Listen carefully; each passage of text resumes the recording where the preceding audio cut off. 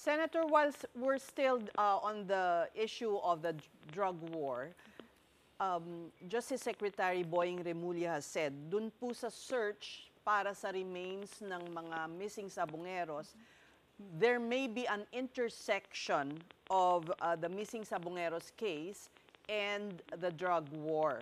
Baka daw meron ding mga remains na makita na victims ng drug war. Ano po ang reaksyon ninyo dito? Maganda kung makita nila yan, ipahanap sa kanila. Hirap na sila maghanap ng remains ng missing sabongero, yung sa drug war na naman gusto nilang malaman. Nothing is stopping them. Instead of speculating, they should provide the concrete evidence para lahat naman tayo, kahit ako. Kung yan ay victim ng drug war at pinatay, dapat mabigyan talaga yan ng hustisya. Hanapan natin yung hustisya. Lahat tayo naghahanap ng hustisya.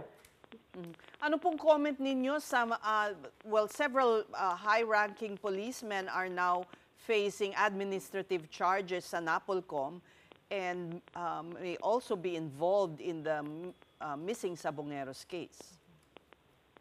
Well, kung talagang totoong involved sila, din pananagutan nila yan. In fact, nag-start I have to remind you again na nag-start yung investigation ng missing sabongero by my committee on public order and dangerous drugs.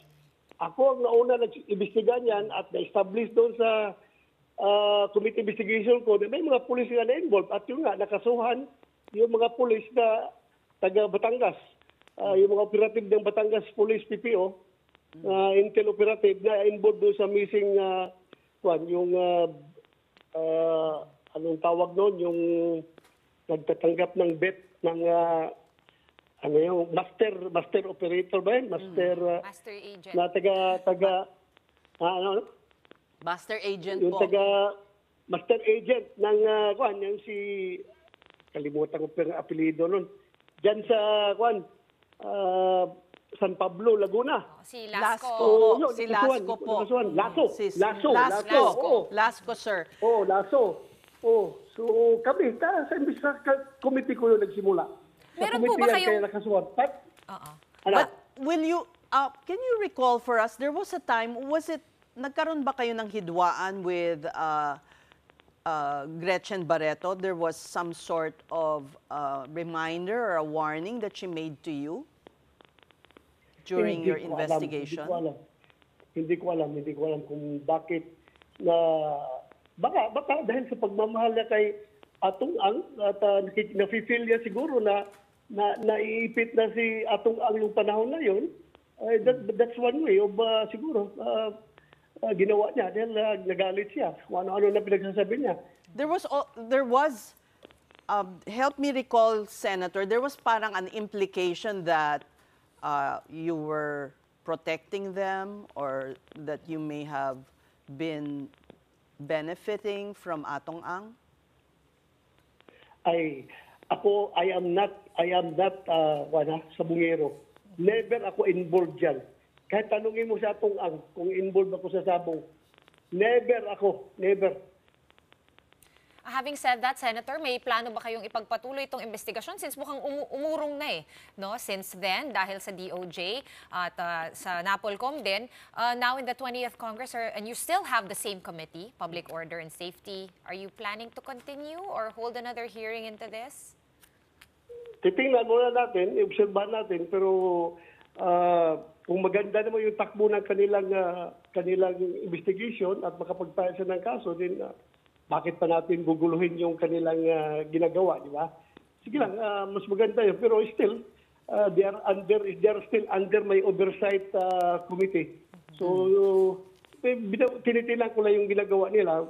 Kung okay naman din, go ahead.